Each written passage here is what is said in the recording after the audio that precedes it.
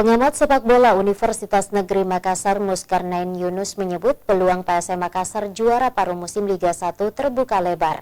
Ia menjelaskan rekor menjadi modal untuk mewujudkan kans tersebut.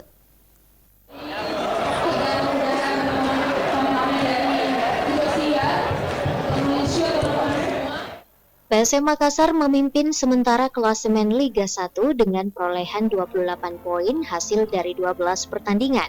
Pasukan Ramang belum terkalahkan dengan catatan 8 kemenangan dan 4 kali seri.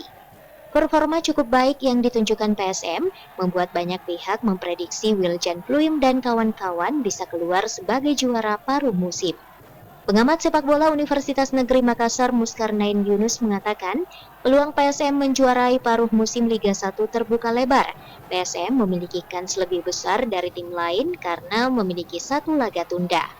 Muskarnain menyebut di tengah keterbatasan fasilitas yang dimiliki PSM Makassar, seperti tidak adanya stadion, pasukan Ramang bisa menunjukkan bahwa mereka tetap bisa bersaing dengan tim lain.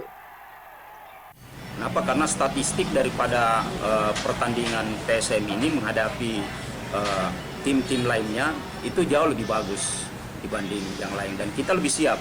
Walaupun ya kita melihat kondisi kita sebetulnya dari sisi sarana dan prasarana kita jauh ketinggalan dengan tim-tim lain ya. Apalagi sampai hari ini kan Stadion Matoangin, terus bagaimana kita memakai lapangan di Pare-Pare itu memungkinkan bahwa kelemahan-kelemahan itu sebetulnya bisa dimanfaatkan oleh tim-tim lawan.